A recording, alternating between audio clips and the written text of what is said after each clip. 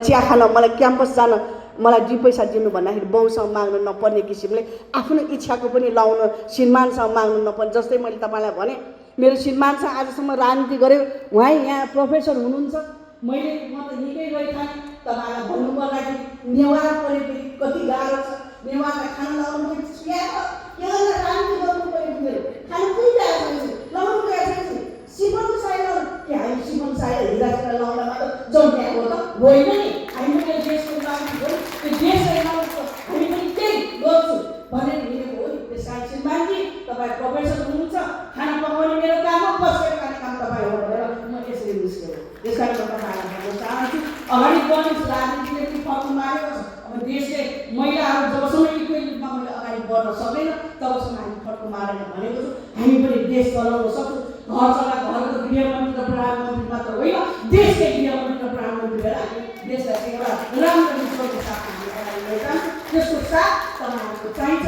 त्यस कारण म तपाईँहरूलाई भन्न चाहन्छु, जहाँ महिला उभिन्छ त्यहाँ तपाईँहरूले यताउता हेर्दैन, भोट खसाल्नुहोस्। र कुनै एउटा म पनि महानगर चलाएको छु, महानगर जस्तो ठाउँ तपाईँहरूले त्यतिकै चिनेको होइन। रानीपुर एक्लै गरेर स्ट्यान्डिङ गएको होइन, टुरिखेर एक्लै गरेर स्ट्यान्डिङ गएको होइन। हामी के त्यसमा दलाउनु पर्ने? जब हामीलाई केही खानै छैन भने किन दलाउनु पर्छ? केही हिँड्नै छैन भने किन? हामी जनताको लागि हो, राजनीति भनेको जनता सामाजिक सेवा गर्नको लागि हो, कुनै चाहिँ भ्रष्टाचार गर्नको लागि होला। एउटै आमाले पनि 5 जना जन्माउँछ, कुनै डक्टर हुन्छ, कुनै चोरै गरेर निस्किन्छ।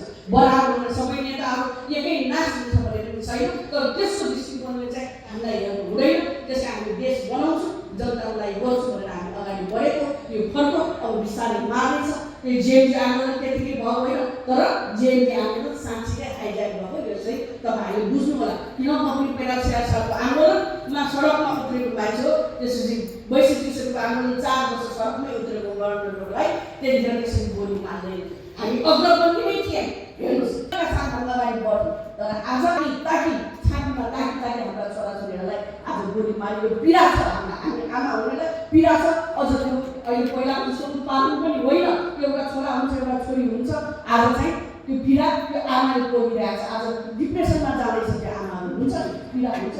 त्यसो यो कुरालाई चाहिँ हामीले समयमा मनन गर्न सकेन भने देश अतिरिक्त टप्किँदैछ भन्ने कुरा तपाईँहरूले बुझ्नु होला। चुनाव आउँदैछ, म यो त्यो भन्दिनँ। तपाईँलाई आफ्नो विवेक र विचारले मनन गरेर भोट हाल्नु पनि म अनुरोध गर्दै आजको यो समयमा दिदीले बोलाइदिनु भयो, भोट माग्ने समय जस्तो पनि देखियो। यसको लागि म धन्यवाद। म आफू चुनावमा उठेको